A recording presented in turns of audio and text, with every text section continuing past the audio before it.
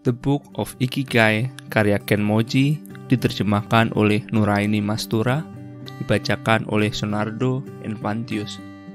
Bab ke-7. Judul: Menemukan Makna Hidup Anda. Sebagaimana yang telah kita lihat, Ikigai adalah tentang kelestarian hidup. Tanpa diduga, di Jepang, dunia sumo merupakan salah satu harta karun terpendam akan kelestarian hidup. Sumo adalah bentuk gulat tradisional yang memiliki sejarah begitu panjang. Sumo profesional mulai hadir pada awal era Edo pada abad ke-17.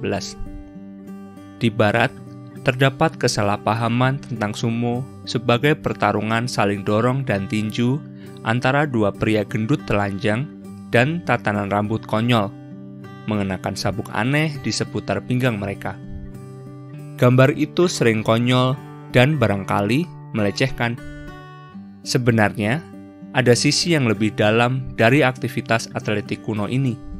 Jika tidak, orang-orang pintar dan berkelas tidak akan menggilai sumo selaku penonton olahraga, apalagi mengabdikan seluruh karier pada atlet-atletnya sebagaimana kenyataan yang ada.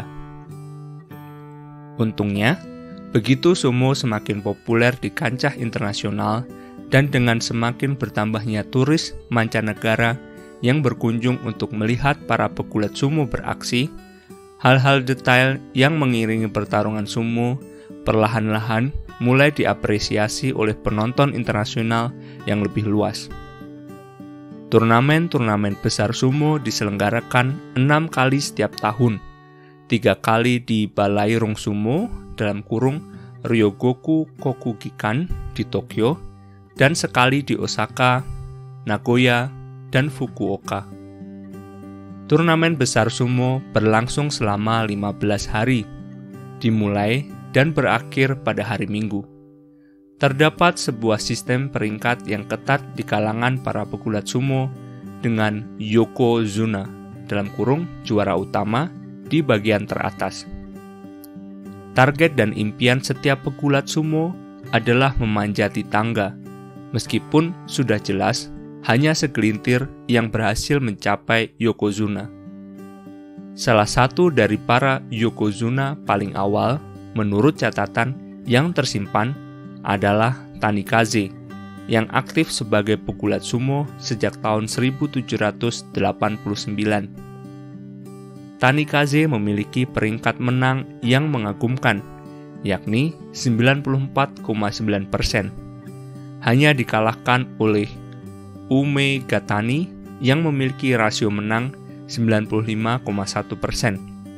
Ya, benar, masyarakat Jepang menyimpan catatan detail pertandingan-pertandingan sumo bahkan sejak masa itu.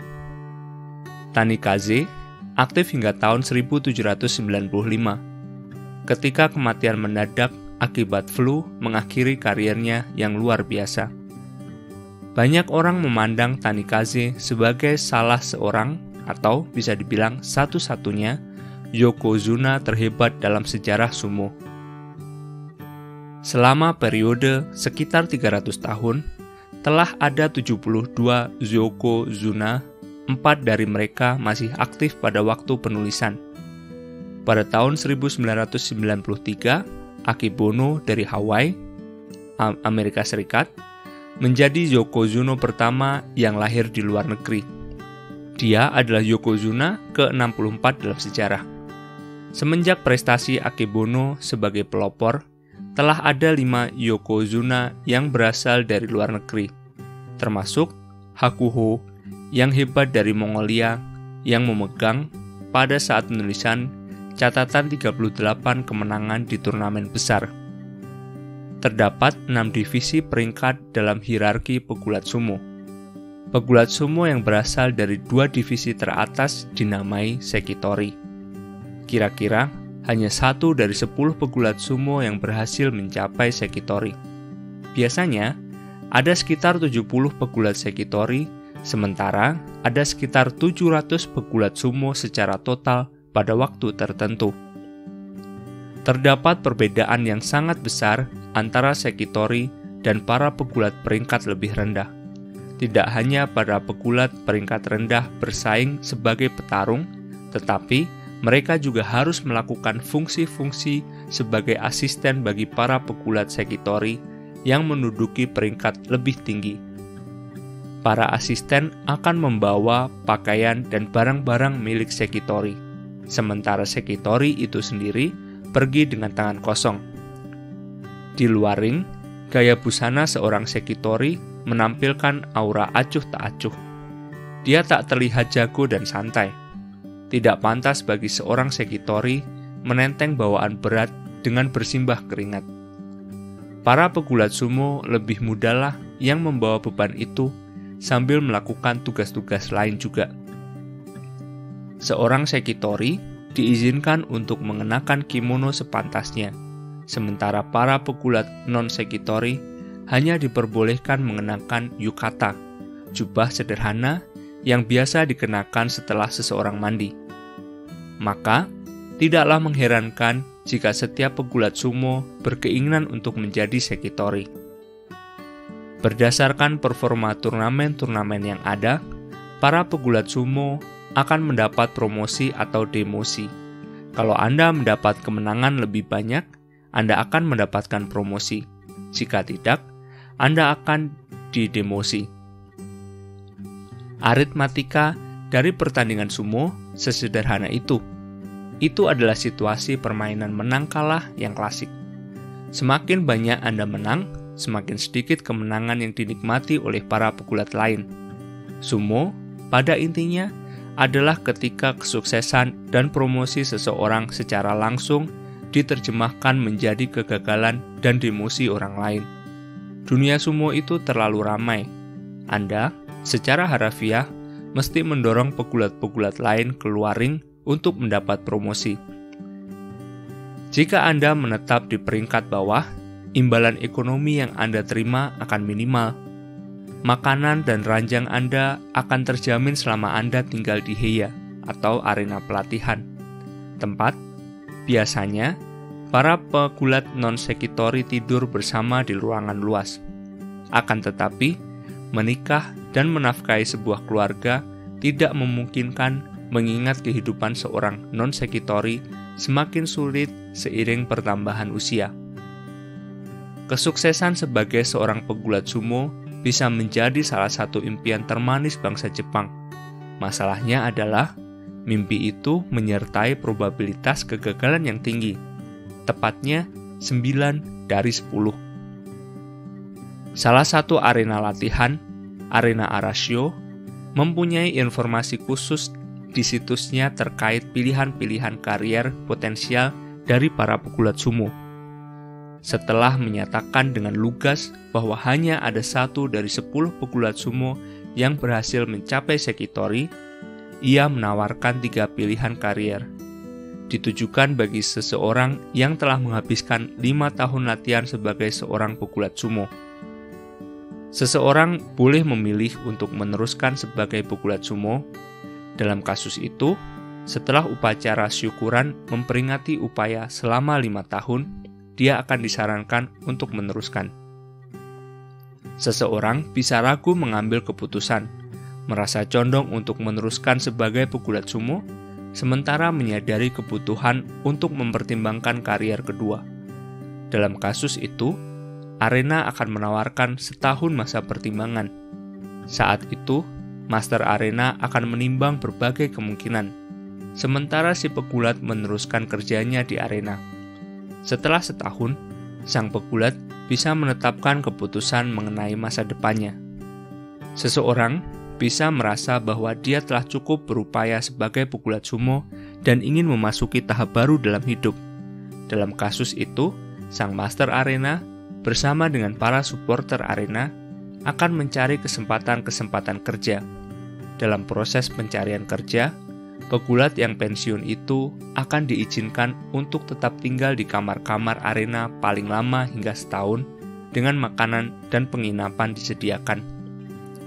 Situs itu kemudian dengan bangga menyatakan, bila Anda pertimbangkan upaya berat yang harus dikerahkan seseorang untuk menetap di arena sumo, pegulat pensiun sudah tentu akan memiliki karakter dan sumber daya yang cocok untuk memulai sebuah karier kedua yang sukses. Para pegulat sumo bisa berharap untuk memiliki banyak pekerjaan karir kedua, terkadang dibantu oleh orang-orang secara tradisional mendukung mereka. Dalam kurung, secara kolektif disebut tanimachi, dari sebuah area di Osaka tempat para pendukung mapan berasal.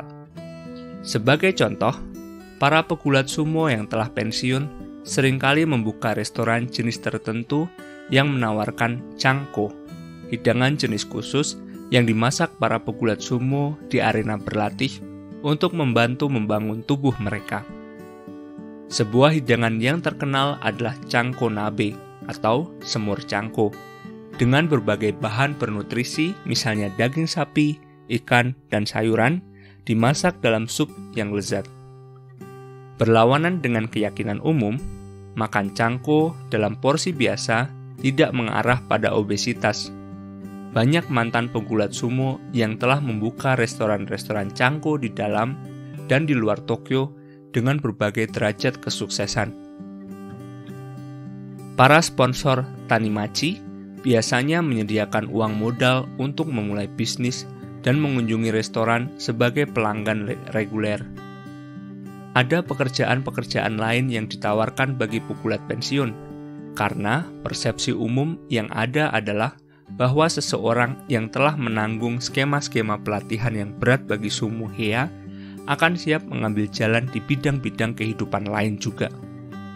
Contoh karier-karier pasca sumo diantaranya chiropraktor, pekerja korporasi, usaha konstruksi, manajer hotel, instruktur olahraga, bahkan pilot pesawat. Dengan begitu, secara finansial, wajar saja jika kita menyerah dan pensiun untuk memasuki karier pasca sumo yang menjanjikan keuntungan dengan kesempatan menafkahi keluarga. Akan tetapi, banyak pegulat sumo yang tidak berhasil mencapai sekitori tetap melanjutkan karier mereka, meskipun itu berarti hidup dengan upah minimum dan harus menjalankan banyak tugas berat sebagai asisten. Pegulat sumo paling senior pada Juni tahun 2017, Hanakaze, berusia 46 tahun. Hanakaze memiliki tinggi badan 182 cm dan berat 109 kg. Hanakaze menjadi pegulat selama lebih dari 31 tahun, bertarung di turnamen besar dengan prestasi biasa-biasa saja, tapi tidak terlalu jelek, 605 kemenangan dan 670 kekalahan. Peringkat tertinggi yang pernah diraih Hanakaze adalah 2 divisi di bawah sekitori.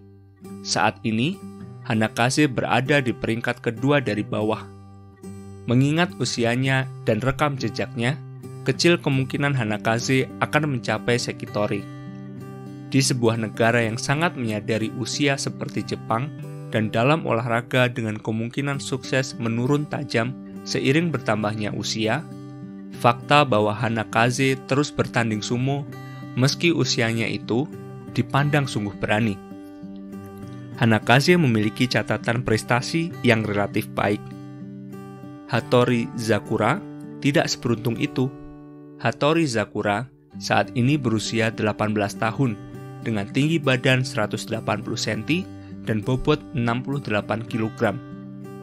Hattori Zakura telah bertanding dalam 11 turnamen besar dengan prestasi 1 kali kemenangan dan 68 kali kekalahan. Hattori Zakura saat ini memegang rekor kekalahan beruntun sebagai pegulat sumo profesional. Dia merebut perhatian media ketika pada satu pertandingan, dia begitu takut terhadap lawannya, Kinjo, yang memiliki reputasi suka menggunakan tinju keras, hingga dia tampak secara sengaja menjatuhkan diri ke lantai. Gerakan yang langsung dianggap menandakan kekalahan dalam sumo, tentu saja. Fakta bahwa Hattori Zakura tampak sangat muda dan naif, tetapi tetap menjadi pegulat sumo profesional, memancing imajinasi orang-orang. Hattori Zakura menjadi bintang paradoks dalam waktu semalam. Sudah jelas, dengan performanya yang sangat rendah, dia secara konsisten menetap di divisi terbawah. Tidak ada yang tahu berapa lama Hattori Zakura akan mampu dan mau meneruskan karir sebagai seorang pegulat sumo profesional. Dia bisa saja menyerah tak lama lagi, setelah menyimpulkan bahwa dirinya tidak cocok untuk olahraga itu. Jika tidak, mungkin saja Hattori Zakura akan meneruskan selama 30 tahun berikutnya seperti Hanakaze. Tidak ada aturan dalam sumo profesional yang menyebutkan bahwa Anda harus mengundurkan diri karena catatan performa Anda, betapapun buruknya. Terserah pada setiap pegulat untuk memutuskan jika dia ingin bertahan dalam kompetisi, meskipun kelihatannya tidak ada harapan untuk promosi. Mengapa para pegulat sumo seperti Hanakaze atau Hattori Zakura terus bertarung meski performa mereka mengecewakan? Mengapa mereka memilih untuk bertahan di dunia olahraga yang tidak memperlakukan mereka dengan baik? Dengan kata lain, apakah ikigai bagi para pegulat peringkat bawah? Ya, sebagai penggemar sumo sendiri, saya mempunyai jawabannya, atau setidaknya sebuah hipotesis. Itu semua karena keajaiban sumo. Anda akan memahami keajaibannya jika Anda pernah berjalan memasuki Balairung Sumo di Tokyo, tempat turnamen besar diselenggarakan. Begitu Anda mulai ketagihan dengan dunia sumo, Anda tidak akan mau meninggalkannya dengan begitu mudah. Secara psikologis, masuk di akal untuk membuat pengorbanan-pengorbanan pribadi kecil demi bertahan di dalam kerajaan menakjubkan itu. Di satu sisi, sumo merupakan olahraga kontak tubuh penuh yang serius. Anda harus melatih diri hingga batas ekstrem. Anda harus menaklukkan rasa takut Anda dan menerjang lawan Anda dengan kecepatan penuh. Sebuah pelajaran yang harus dipelajari oleh Hattori Zakura yang berusia belia. Di sisi lain, sumo itu memiliki tradisi budaya yang sangat kaya. Seorang pemula yang memasuki Balairung Sumo akan takjub oleh kompleksitas dan kekayaan persiapan-persiapan panjang yang mendahului sebuah pertandingan gulat. Pertandingan itu sendiri berakhir hanya dalam waktu sekitar 10 detik dan jarang melebihi semenit. Sebagian besar waktu yang dihabiskan di Balairung Sumo adalah untuk mengapresiasi puisi halus dari aksi para pegulat sumo, martabat gyoshi dalam kurung para juri, dan gerakan-gerakan terkoreografi dari yobidashi atau para pengantar yang mengundang para pegulat sumo memasuki ring dengan memanggil nama mereka secara seremonial. Kombinasi dari tulang berbentur tulang tanpa omong kosong dan keanggunan ritualnya sungguh memabukkan. Satono Fuji, seorang pegulat sumo yang berusia 39 tahun pada saat penulisan, telah memiliki karir yang terhormat bahkan mengesankan sebagai petarung sumo. Dia telah bertarung di 127 turnamen besar dengan 429 kemenangan dan 434 kekalahan. Satono Fuji memiliki tinggi badan 171 cm dan berat badan 111 kg. Fisik yang terbilang kecil bagi pegulat sumo. Peringkat tertinggi yang pernah diraih Satono Fuji berada persis di bawah batas Sekitori. Saat ini, dia menduduki peringkat terbawah kedua. Meski performanya yang biasa saja, setiap pencinta sumo mengenal nama Satono Fuji dan bagian atas tubuhnya yang kekar tapi mungil. Semua itu karena Satono Fuji melakukan upacara Yumi Tori Shiki atau memutar busur di penghujung pertandingan sebuah turnamen besar. Dalam tradisi sumo, upacara memutar busur dilakukan oleh pegulat sumo dari arena latihan yang sama dengan yokozuna. Satono Fuji berasal dari arena Isegahama, arena yang sama dengan Haruma Fuji selaku yokozuna ke-70 yang berasal dari Mongolia. Setelah pemenang pertandingan final, biasanya melibatkan seorang yokozuna, diumumkan, para penonton diminta untuk tetap di kursi mereka untuk menyaksikan upacara pemutaran busur. Sato no Fuji memegang dan memutar busur dengan panjang sekitar 2 meter dengan kecepatan dan presisi yang mencengangkan, diiringi tepuk tangan meriah penonton. Akhirnya, selagi Sato no Fuji membungkuk dan meninggalkan arena, aktivitas di Balairung Sumo hari itu pun berakhir. Menyaksikan Sato no Fuji melakukan upacara pemutaran busur, Anda akan menyadari bahwa barangkali itulah ikigai terhebatnya.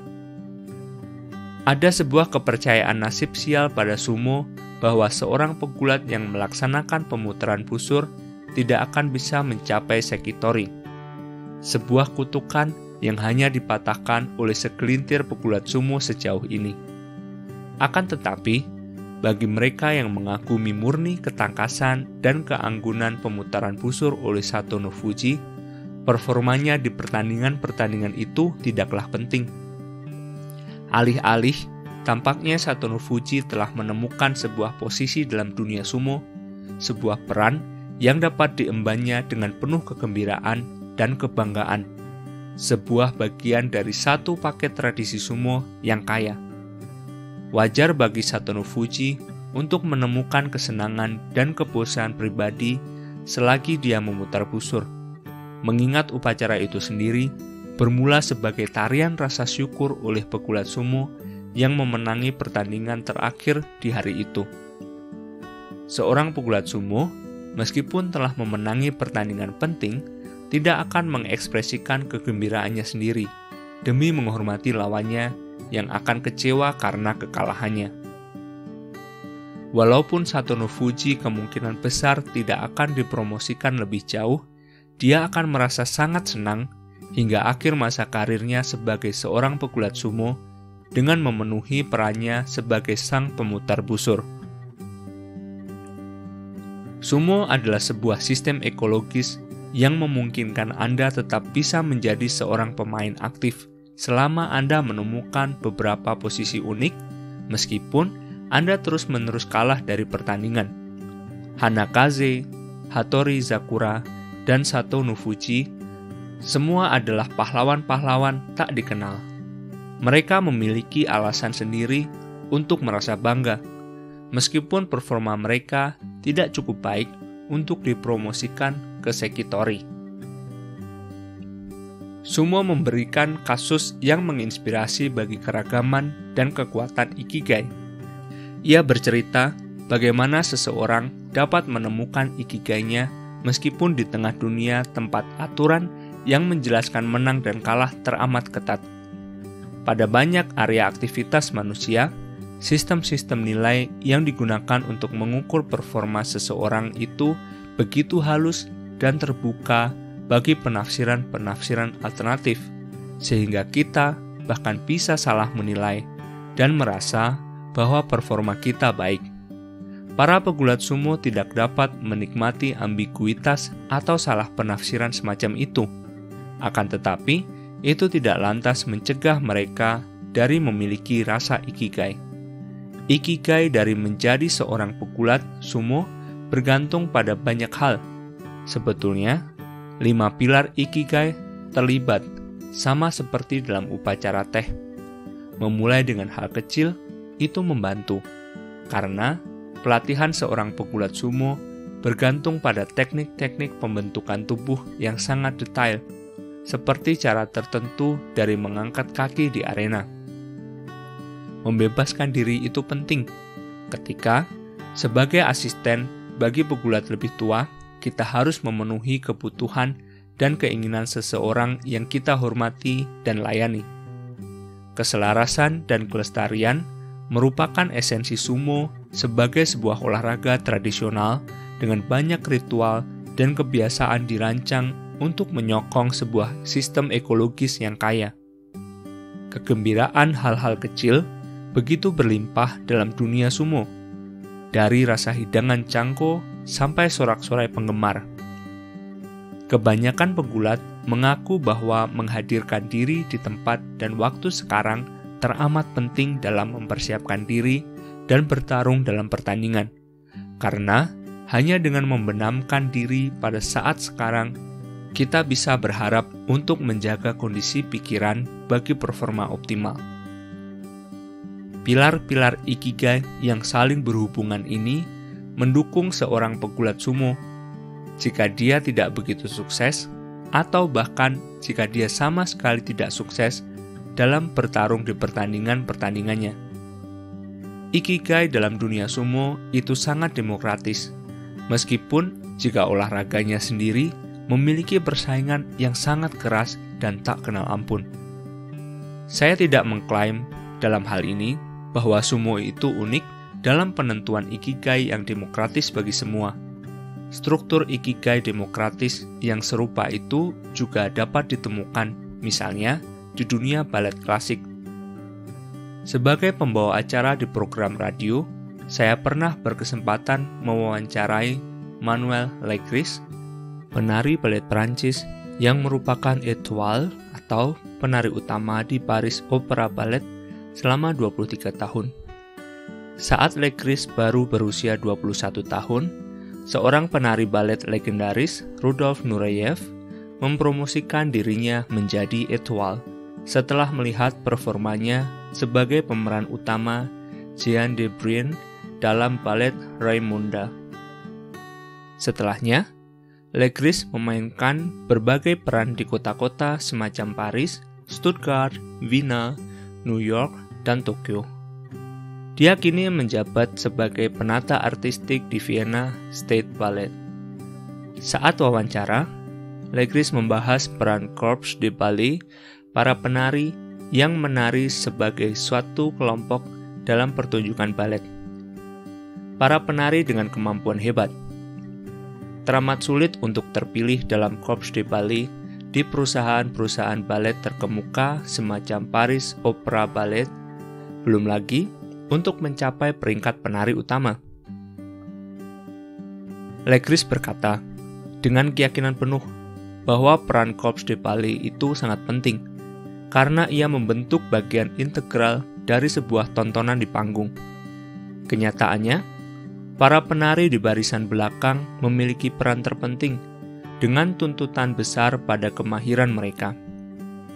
Legris kemudian menambahkan bahwa setiap penari utama biasanya bersimpati pada para anggota Corps de Ballet, mengingat dia tentu pernah menjadi anggotanya pada tahap tertentu dari perjalanan karirnya.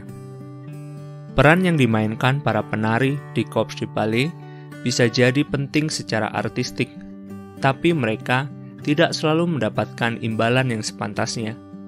Sebuah artikel New York Times tahun 2011 melaporkan bahwa Joffrey Ballet dan Boston Ballet yang berpusat di Chicago membayar para penari mereka dengan gaji rata-rata $829 dan $1.204 per minggu, masing-masing selama 39 minggu.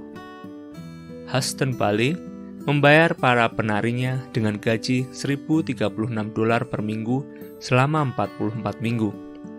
Upah ini, meskipun cukup layak, tidak bisa dibandingkan dengan imbalan yang diterima para penari utama. Dengan begitu, dari segi upah, kemungkinan terdapat struktur karir dan tantangan-tantangan yang sama di dunia para penari balet dengan pegulat sumo. Sebagaimana yang sering terjadi dalam hidup, kita harus menerima apa yang kita miliki, kemudian berusaha memanfaatkannya dengan sebaik mungkin. Secara biologis, menemukan ikigai di sebuah lingkungan atau bahkan di lingkungan manapun bisa dipandang sebagai sebuah bentuk adaptasi, terutama dalam konteks kesehatan mental. Dalam lingkungan manapun, pada dasarnya memungkinkan untuk memiliki ikigai, alasan bagi hidup. Tak peduli bagaimanapun performa seseorang itu. Bukan hanya para pemenang yang memiliki ikigai, yang menang dan yang kalah bisa sama-sama memiliki ikigai dalam sebuah kehidupan yang bagaikan tarian yang terkoordinasi begitu baik. Dilihat dari perspektif dalam sebuah ikigai, batas antara yang menang dan kalah perlahan-lahan mencair. Pada akhirnya, tidak ada perbedaan antara yang menang dan kalah. Semua ini adalah tentang menjadi manusia. Dalam pikiran kebanyakan orang Jepang, lagu ikigai dinyanyikan bagi orang-orang yang tidak diunggulkan, atau setidaknya bagi orang-orang biasa dari segala bidang kehidupan. Anda tak harus menjadi pemain sandiwara teratas untuk mempunyai ikigai. Sebenarnya, ikigai dapat ditemukan di setiap level hierarki dengan latar yang kompetitif. Ikigai adalah sebuah komoditi universal untuk dibagi-bagikan kepada semua orang yang menginginkannya. Untuk memiliki sebuah ikigai, Anda harus melampaui bias prasangka dan mendengarkan suara batin Anda sendiri. Tidak berlebihan jika dikatakan bahwa Anda bisa menemukan ikigai Anda meskipun ketika sistem politik di negara asal Anda jauh dari sempurna. Di sebuah negara tertutup seperti Korea Utara, pertunjukan massal merupakan komoditas pokok sehari-hari. Mereka pada mulanya dibentuk di Jerman, kemudian dikembangkan di Jepang sebagai aktivitas gimnastik sekolah.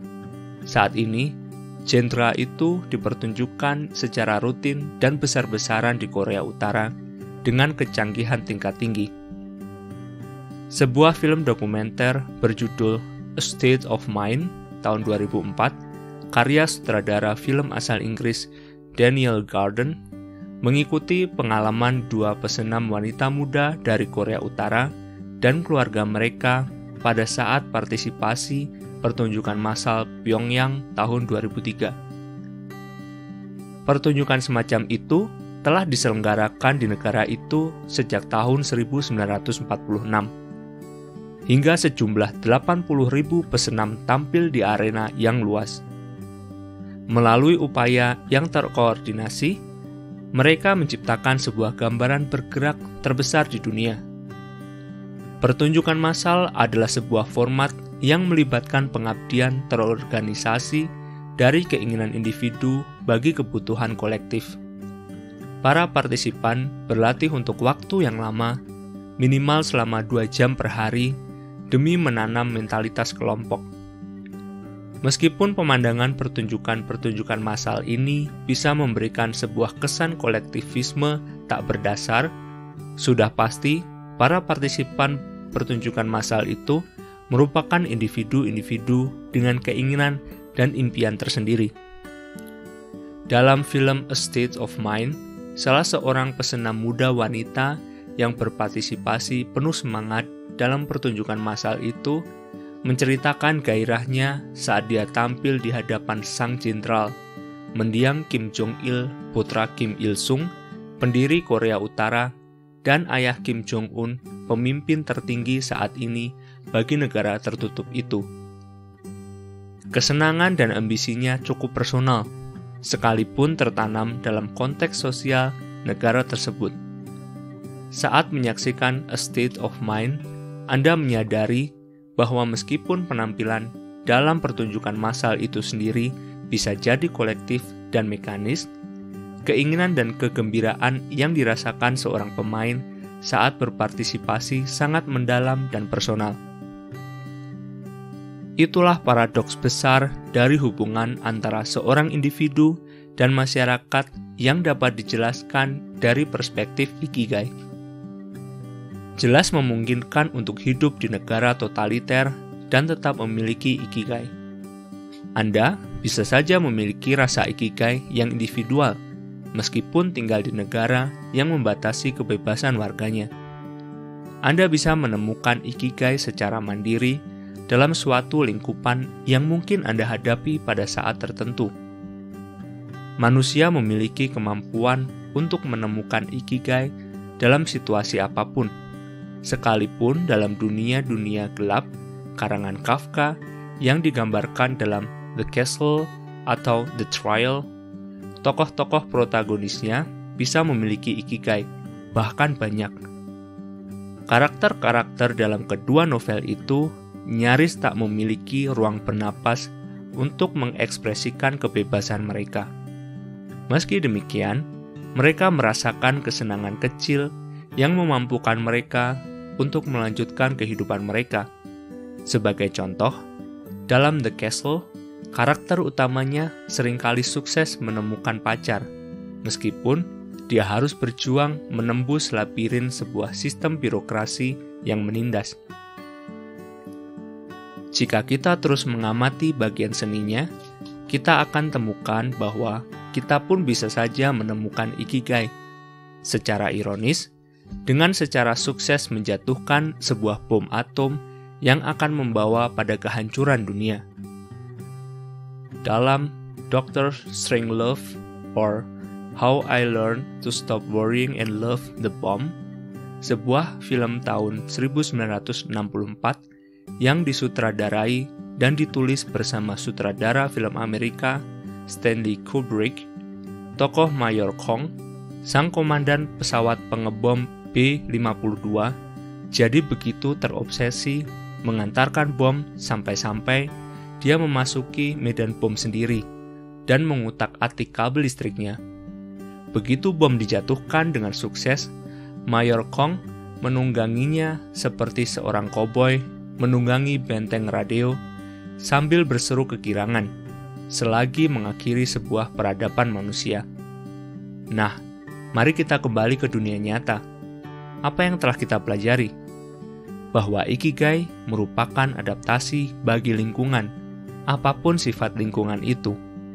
Dari sumo hingga balet klasik, orang-orang yang menemukan ikigai bisa menemukan kegembiraan di luar nilai menang dan kalah yang sederhana. Memiliki ikigai berkontribusi mewujudkan yang terbaik dari situasi yang dihadapi, yang akan sulit tanpanya meskipun pada kenyataan prosesnya mungkin akan sulit. Anda harus menemukan ikigai Anda dalam hal-hal kecil. Anda harus memulai dari yang sepele. Anda harus menghadirkan diri di tempat dan waktu sekarang. Yang terpenting, Anda tidak bisa dan tidak boleh menyalahkan lingkungan karena kurangnya ikigai.